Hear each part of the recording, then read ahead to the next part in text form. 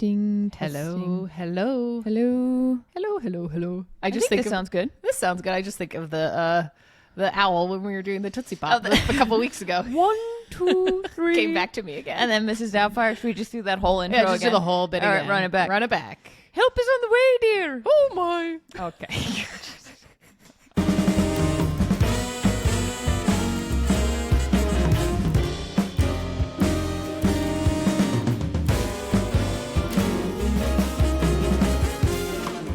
Hi, Charlotte. Madeline, hello. We're back. We are back on a Monday. For an emergency episode of the Sports Gossip Show. Our loyal listeners will know that this usually occurs on Tuesday. But there was an event over the weekend so momentous that we hopped on the mics a day early. Yeah, that's right. On Sunday, Bill Belichick gave what is the most shocking and bizarre interview maybe of his career. Yeah. On CBS Sunday Morning. And at the center of that story was not his book that he was promoting, but none other than Miss Jordon Hudson. His 24-year-old girlfriend, the 73-year-old football coach, formerly head coach of the New England Patriots, won 6 Super Bowls with the Patriots, is now the head coach of the University of North Carolina. And yes, he was ostensibly on this interview on CBS Sunday Morning to promote his book called The Art of Winning: Lessons from My Life in Football. Yeah. Let's just run through the video real quick. Should we just watch? If you didn't see it, go see it. It's on CBS's YouTube. Go watch it. We're not including it because this is an emergency episode, so sorry. There's going to be no photos in this one. Just use your mind. Yeah. Okay. You'll figure it out. Go watch the interview and now come back. Hello. Thank you for watching. Thank you for watching. This was with CBS's Tony Dukoppel. And it starts off where he asks Bill about the torn up navy crew neck sweatshirt he's wearing. Which let's unpack that already. Why would he wear a torn up sweatshirt on air for an interview with CBS Sunday Morning, a very reputable program, if it was not Jordan's idea? It had to have been. Well, yes. And you know why I feel that we almost have like irrefutable proof? Why? Because she was wearing a matching navy sweatshirt. Yes, she was. And she pops up later. And if you're not in the weeds on this relationship the way that we are, please go watch our previous deep dive into their relationship. Yeah. Because that'll set up context for what is going on. But basically, they've been dating for maybe 4 years, maybe 2 years. Timeline's murky, and we'll get into that. Yeah. And she, as we've said this whole time, appears to have been running she got him on Instagram. His personality seems to have completely changed in terms of what they are putting forth about his public persona. He was gruff and hated the media and hated social media. And since she's come into his life, he has been posting. And then also reporting came out recently in The Athletic about Jordan being on his LLCs, listed as a manager on his LLCs. She's obviously on all of his emails. That was previously reported. So this woman is not only controlling his social media presence, she's controlling his business operations, at least in some capacity, and also maybe is his wardrobe stylist, which is highly likely. And his public relations person. Right. Where was the PR person from the book publisher? I have so many questions. Does Jordan work for Penguin Random House now? No, but she thinks that she is more powerful, apparently she is. So, she might be. Okay, so the video sits down and Tony, the interviewer, says, why write a book now? And Belichick, he says, before your career is done, why write a book now? Which is a good question. Fair question. Like hopefully if you're at UNC, you want to win a national championship. You could put that in the book. And he says, I've never really had an opportunity before. Which to me, Madeline, reads as Jordan told me I could make money if I wrote a book, which also makes sense because she started promoting this book. I think I learned about it because Belichick posted on his Instagram that he was writing a book. Oh, yeah. She 100% is the reason that he wrote this book. Right? For sure. There's no other reason. If he hadn't done it before, why would he do it now? Because this feels like the point in your career when you actually wouldn't do it. I feel like when he would have done it, which is at his peak, when he won all of those Super Bowls as the head coach of the Patriots would have made more sense after that run than like in this weird time where he was like, he didn't get an NFL coaching job. And so now he's coaching UNC, which is like not a great football program. It just feels like a very strange point in his career. And the only new variable that's been added in is Jordon Hudson. And part of this interview that has been going so viral is the first couple minutes, it's an 8-minute interview. Yeah. So it's pretty short. Yeah. First couple minutes, they talk about Bill's father, his coaching career. I would say the only two very interesting things to me that came out of that section before we get into the Jordon stuff was that he says, the interviewer says, Robert Kraft, the owner of the Patriots, with whom Bill worked for 24 years, is not in the book. Yeah. And Bill says, right, no, he's not. And he says, how come? And he says, well, it's about my life lessons in football, and it's really more about the ones that I experienced directly. And Tony says, he's not even in the acknowledgments. And Bill says, correct. And he says, do you feel you were treated with dignity and respect by Robert Kraft? And Bill says, yeah, well, it was a mutual decision to part ways. And Tony says, he said fired. He said you were fired. And Bill says, he looks very lost for a moment, like a babe in the woods. Wandering around, a little deer. And he goes, it was a mutual decision, which Jordon Hudson drilled into his head as the talking point for anything about the Patriots is that it was a mutual decision. He was fired. He was fired. That's already been established. Just admit it. Just say, the parting of ways wasn't how I would have liked it to go. But I had a great time working for the organization. Really proud of the work that I did there. Bada bing, bada boom. Beautiful PR answer. That's all you have to say. You don't have to act like a deer in headlights. And part of this is because Jordon Hudson, as she is I'm getting ahead of myself. The one other thing, Madeline, from the sort of puff piece life lessons part of this interview before they get to Jordon is that they zoom in on a Bill's yearbook from Annapolis High School. He went to Annapolis High School, graduated from there, then did a post-grad year at Phillips Academy, Andover, prep school up in Massachusetts. The Annapolis yearbook. There's a quote. It says, Bill Belichick is, in black and white because he's, as we've said, not a spring chicken. No spring chicken. His quote that he chose in his yearbook is, I would not fear nor wish my fate, but boldly say each night, tomorrow let my sun his beams display, or in clouds hide them. I have lived today.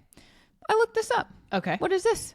This is from a poem called A Vote, excerpt by Abraham Crowley, who was a English poet from the 1600s, already very Belichick coded. Also very Jordon Hudson coded. Well, right. Maybe as we've said, maybe they're just soulmates. She's a philosopher. Right. Wow. Good point. Anyways. So he's always been this way, perhaps. This is a poem about a desire for a simple and contented life with modest means. All you want is for your work to shine for itself, a good reputation, nothing flashy. You don't need a ton of money, or it's just like, do your job. Yeah. So Bill has always, it seems, been the persona that he presented at the Patriots, which was very gruff, very much do your job. I'm not in this for the glory. I'm in this for football to win. Yeah. And that is the image that everybody has been questioning since Jordon Hudson came into his life. Wow. Yeah. Which makes me think maybe he hasn't changed. Maybe the PR version of him that she is putting out into the world is simply what she would like him now to be perceived as rather than how he actually is. Mic drop. Yes. Yes, because I think she clearly wants to create a persona of him that serves her. And what serves her? Not a Bill Belichick who's behind the scenes, who's quiet, who doesn't like giving media interviews, who's just like a little bit strange and doesn't say much. She needs a persona of Bill that is like the reality star version of Bill Belichick 1000%. To serve her own career. Which is, we all know she's competing to be Miss Maine in a couple weeks. If you win Miss Maine, you're going to be Miss USA. She clearly has ambition. She is using this platform that she's gained through him. But if he doesn't have a platform, she can't gain one. No. So she's built him. I mean, he already had a platform based on who he is and his accomplishments. But he didn't have a public platform. Right. And she built him one so she could stand on top of it. Which brings us to the last 4 minutes of this interview. So it's a pretty puff piece. Nothing's really said. And you can tell the interviewer is like not getting much out of Bill. Like, Bill is just straight faced, deadpan. You're getting nothing from Bill. Like, you can tell the interviewer is frustrated. Right. Like, which tracks, because he even says to Bill, like, when you're famously antagonistic with the media, basically. And Bill's like, yeah, I guess I could have been more forthcoming at times. Yeah. As he's doing it again to this interviewer. Right. Then around minute 5 or 6, Jordon Hudson shows up. Yes. Because they say you're in a new chapter of your life, Bill. You're the head coach of UNC and you're dating a woman named Jordon Hudson. And they show a picture of the two of them over the Super Bowl weekend. And it says, it cuts to this image. It's footage from the interview where she's talking to Bill. Before they start did the interview. Yes. They're like, he's like helping her. She's helping him with his mic or something like that. Yes. And Tony says, Jordon was a constant presence during our interview. Yeah. So you get the sense that, and they cut to her in the back, sitting at a monitor, watching this, where she looks like sort of a, like a PR demon. Yeah. She's sitting there like she's glowering. Yeah. Yeah. I mean, it's an expression that struck a little bit of fear into my heart. Right. And for them to have included that, there's been reporting coming out about this interview that they included that because she interrupted so often that they felt it wouldn't represent what the interview really was if they hadn't put in an instance where she interrupts. And it was bad if CBS included that, because they are a very reputable news outlet, news program. They would not include kind of behind the scenes content like that in a serious interview if it was not so disruptive 1000%. To the flow of the interview. Totally. And it's CBS Sunday Morning. Yeah. Which is like their feel good. Yeah. Wake up in the morning, see what's up. Yeah, and instead all these viewers were greeted with like the most jarring, awkward interview of all time, because the moment that I think everybody was stunned by is when Tony says, okay, he's introduced this new character into the interview. He said she was a constant presence. We get the sense that she was meddling a lot. And he says, how did you two meet? Yeah. Off camera, Jordon Hudson says, we're not talking about this. Which I have so many things to say about this. Here's the thing. What we have known so far is that they met on an airplane a couple years ago. That's how they met. They were seated next to each other. She was a college student. She was studying philosophy, had her philosophy textbook. He signed it. Why not just say that story if that's how you met? Right. And this raises a lot more questions. They could have repeated the plane story. Yeah. Great. The fact that it cuts to her, she's in the corner, she has her arm over the back of a chair, she's glaring at this interview process, and she says, we're not talking about this. If A, it makes it seem like they're hiding something. Yes. B, it calls into question the story they've already put out there. C, we already had a lot of questions about this plane theory, because if you look at the picture that they posted of when they allegedly met, they are in what seems to be a JetBlue seat. It is not a first class seat. It seems to be JetBlue, the equivalent of Delta Comfort. I don't know what that is. I'm a Delta girl, sue me. Yeah. And we were like, in our deep dive episode, when we went through the timeline of their relationship, we were like, how on earth would Bill Belichick have not been in first class or on a private plane? Right. It seems almost the more logical conclusion, seeing this picture, and they're taking selfies together, they're sitting next to each other, would be that they knew each other already when they got on this plane. Yes. Yeah. Correct. Yeah. By him not answering that question and her interjecting like that just furthers theories that they didn't meet on that plane. Right. Why not just answer it? Here's the thing. Again, if Bill had a real publicist there, that real publicist would have advised him to say the story. But because Jordon is a 24-year-old non-trained publicist, she said that, but that was probably her biggest mistake that she could have made. I think this whole interview, the way she handled it was a huge mistake. Huge mistake. Because if you're trying to be, first of all, she doesn't want to be Bill's PR person. She allegedly, I don't know, I haven't talked to her. It doesn't seem like she wants to be Bill's PR person. It seems like she wants to be the story. Yeah. And famously, in this business of entertainment, of sports, of anything that involves cameras, if you are acting as someone whose job is to be behind the scenes, but you actually want to be in front of the camera the whole time, you are going to be terrible at that behind the scenes job. So true. Yes. You are going to absolutely blow it. Yes. Which maybe is what she's going. Maybe she doesn't want to be a good PR person. Maybe she wants people to be talking about all these bizarre interviews. Yeah. Because the other thing that happened, the only other thing of interest before the interview ends is Tony DeCoppel says, like, you're on Instagram now, it shows a different side of you. What's it been like? And Bill, again, looking like he is just... He's frozen. He's on a country road. That car showed up. He's like, where'd you come from? He freezes. He goes, what's it been like? Like, he almost sounds like a bewildered child. Yes. As in, like, what could you possibly mean? Yeah. And Tony's like, well... Gives examples of the Instagram post. Yeah. And he says, yes, so I'm on some of those social media platforms, but I honestly don't follow. Which, again... what does this mean? Jordan's running everything. Do you think he's ever... Wait. I think we're about to say this. We know. Do you think he knows the password to his own Instagram account? No. No way. There's no way.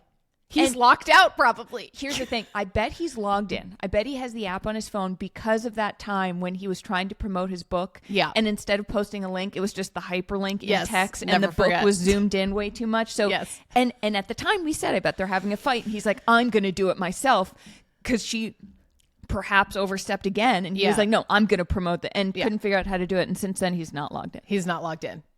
He's still offline Bill. So these are these even his social media accounts? It's like Jordan catfishing is Bill Belichick. It's like Jordan's version of a Finsta is Bill Belichick's public Instagram account. Look, okay. Because here's the thing. If he's never checking it, he probably doesn't even realize what she's posting. No, he probably has, which is not good from if you are a public figure as famous as Bill Belichick. And Jordon Hudson, who we've established, she thinks she's very smart. Yeah. And clearly just doesn't know what she's doing when it comes to PR. The fact that she is in the acknowledgments of his book as my idea mill and creative muse sounds like she wrote that. Yeah. She definitely wrote that. So here you have this guy whose reputation is really tanking, who has a big extended family at this point, who is running a football program, and this person, and he is letting Jordan just completely dictate how he's being seen. Yeah. And to me, the interview made me feel a little bit sad for him, actually. Yeah. Like when Jordan interjects and says, we're not talking about this, the look on his face is like he's being held hostage. Like he's kind of frozen and sort of just like doesn't say anything because it clearly seems like she just has that much control over him and his presence. Yeah. And look, we've said it before. He's a big boy. He's dealt with powerful people. He should be able to handle the situation. But it does seem like the power dynamics in this relationship are that she holds all the cards and he kind of does what she tells him to. Yeah. And, you know, I think the fact that his personality seems so consistent in this interview, because it's, if you think about it, this is one of the few times that we have seen Bill alone since they started dating, or we've heard from him alone. So true. But he's not alone. She's there. And his you know, everything from the poem he chose about wanting a simple life, the way he answers these questions, not wanting to engage with the media still, really does make me think that Jordan is like puppeteering. I mean, it's like Weekend at Bernie's. It's like Weekend at Bill's.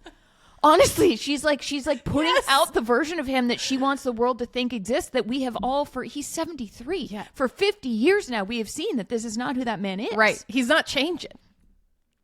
But his Instagram is. So someone in the industry said to me, I reached out to some people about this, and someone said, you know, if this was supposed to be a puff piece and this was a puff piece, like imagine what they didn't use. Yeah. Oh, release the uncut Taylor's version. Bill's CBS interview. Bill's version. Jordan's version. CBS's version, I guess. I think it's just so fascinating. Like so many of the comments, as you said, and so many people tagging us in this. Thank you. I'm so glad our careers are now linked forever. I'm to honored. Bill Belichick. I don't think we've ever gotten more messages. I mean, we only get more messages about Jordan as the time goes on. But this was actually crazy. Like on every platform, people are just like, "What is going on here?" Because it's fascinating. It's fascinating. It is fascinating from a PR standpoint, from a social media standpoint, from a gender standpoint, from, because it would be really nice. I would love to sit here and be like, wow, isn't it great that this young woman is using his platform and is getting something out of it? Right. But there is something about her and the way she's behaving that is terrifying. It's terrifying. It's a little sinister. Actually, maybe a lot sinister. And I think my conclusion after finishing that episode was worry. I'm worried for Bill, which is not what we said before. I mean, before, we were concerned. Obviously, we've been raising a lot of red flags over the past couple months talking about their relationship. But before, I think it was like, well, he's a grown man. Yep. He's making these decisions. But watching just his body language and how he's responding to her in this interview was very concerning. Yeah. And you know what's even, to take it to another place, when we did our deep dive episode, you found some former information about Jordon that insinuated, based on some things she'd posted and memes she'd reshared, that she dabbles in conspiracy theories. Yes. The problem with conspiracy theorists is that they can find a way to spin anything to give them the outcome they want. Yeah. I'm not saying she's a conspiracy theorist. I don't know her. I'm just saying we know that she has reshared things before that hint at maybe believing a different set of facts. So the problem is Bill could say something to her like, hey, people are worried about me. Hey, my reputation is taking a hit from this. And the way we talked about their relationship in that deep dive too, if it's them against the world, she can say, they're just jealous. They're just trying to get something out of you. They don't want you to be happy. They just don't understand our love. Anything to make him feel like they are again on a team. Right. And everybody else is wrong. And they're the only ones who can see the truth. 100%. I also think maybe something I'm now realizing is that Bill is very accomplished. He's an excellent football coach. He's won a bunch of Super Bowls. He's arguably one of the best football coaches period, in any major sport. But what his downfall is and what his weak spot is he fundamentally doesn't know how to use the internet. Hear me out. Because You're so right. Jordan's running his accounts, right? And he's probably not really online. And so I would bet he's probably also not seeing a lot of the negative comments or people being concerned about their dynamic online, because he's not in his DMs. He's not looking at comments. He's not looking at Twitter and like searching his name. I don't think he knows how to do those things. And he maybe can't admit that to himself. So it's like he's just relying on what Jordan's telling him, to your point. So Jordon is spinning the narrative and the fact that she's chronically online. She's Gen Z. She's seen all these things. Exactly. And if his family or anybody in his life came to him and said, hey, this is what we're seeing, he then goes to her and she's like, that's not true. Right.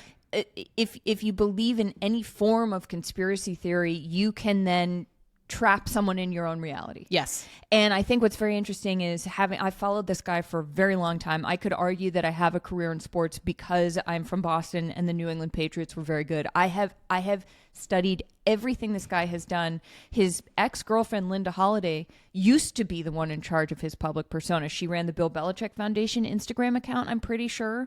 She was the one putting information out. And even sometimes people would be like, oh, wow, like Linda posted a picture of Bill, like as if that were even violating his very core idea about who he is or how he presents.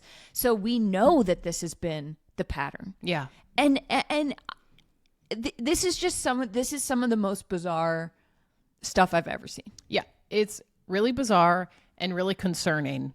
And I really wish CBS would release the uncut version of this interview. I do too. I think too, seeing what happens next is going to be very, very, very interesting, because I feel like this is an inflection point. Yeah. I feel like this interview, we've been talking about this for a long time. I feel like everybody in the world saw this and was like, something's wrong. Yeah. And so I'm interested where we go from here. I'm assuming they're going to stay together. Yes. Is there a conversation? Does someone try to have an intervention? Right. I also saw some reporting from Tom Curran, who's a longtime Boston sports reporter. And this is from like 2 months ago, maybe, or that he talked to people months ago. They're not enjoying the Bill Belichick experience at UNC. Does UNC step in? Did their PR people say, hey, we got to cut this out? It's a distraction. Yeah. I don't know. Something has to change, because to your point, like it's getting into like dangerous territory. Yeah. Like it might, maybe we're crazy, but I don't think we are. That like that interview and how it went in the end with her interjecting says way more about what's probably going on behind the scenes that we'll never know. And also has implications for probably like 10 steps down the line of things are going to get worse. 1,000%. You know what I mean? It's not getting better. It's not getting better. Also, this is sadly, and this is the part that bums me out a little bit for Bill and his family, even though he's part of this, he's deciding to be a part of this. We know that people love to vilify young women. That's not what we're trying to do. We're trying to look at a person who's behaving very, very strangely. Yeah. But this is going to be what he's remembered for. Yeah. He's won 8 Super Bowls. He is the greatest NFL coach of all time, you could argue. He is second most wins ever. And he's going to be remembered as the guy who let this young woman just completely destroy his reputation. Yep. And and we are too far gone already. Anything he does from here on out, it's too late. Yeah. What do you think if you were in Bill's corner and you were, not Jordon, but someone on his team or in his family, what do you think you would do as the next step forward? I would truly plan an intervention. I think so too. If what we think is happening, I would get everybody in his life that he's ever listened to. I would say fly to wherever Bill is. Yeah. And we are getting him in a room without her. And we are because that's what it feels the reality field around him has been completely distorted. Yeah. Yeah. And you need strength in numbers. Yeah. Well, and you need people who know you and have known you for more than a couple years as just, your significant other. Yeah. Bring Tom Brady into it. Bring him to the intervention. He would be like, hey, coach, let me post a thirst trap real quick. And then I'll vlog it. I'll put it on my vlog. Oh my God. Tom Brady would vlog the intervention. I mean, I would combust. Find me better content. I would combust. No, but I agree. I do think that's what I was going to say. I think the people who are closest in his life, whether it's his family, close friends, close confidants, people on his team who've been with him for decades and know him, need to have an intervention. Yeah. Because this is only getting worse, and she's only going to be tied to more of his business entities as time goes on, because he's clearly checked out and not paying attention or doesn't care. I mean, if she has his password to social media, like, what else does he have a password to? Right. Does she have a password to? Right. So what other LLCs is she going to be listed as a manager on? Oh my God. She's listed on 3, I believe. Yeah. I mean that alone, as we always say, follow the money. Follow the money. And it goes, that to me is the most concerning thing. Yeah. Because what businesses are tied to that? What revenue is going into that maybe shouldn't be, that she's overseen? No, it's concerning. It's concerning. It's concerning. Yeah.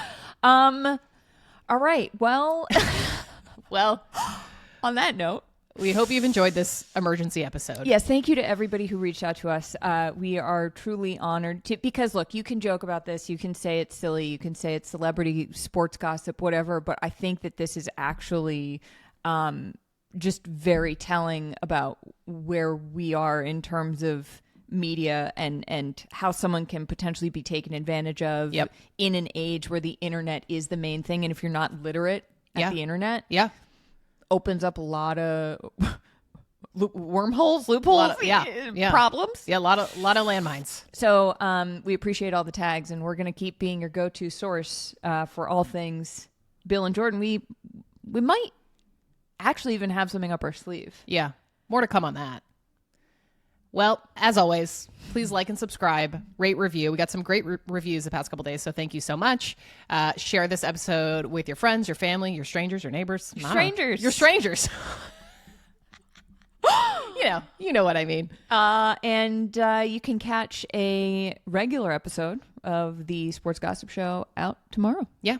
We're doing double duty. Double duty. All right. All right. Bye.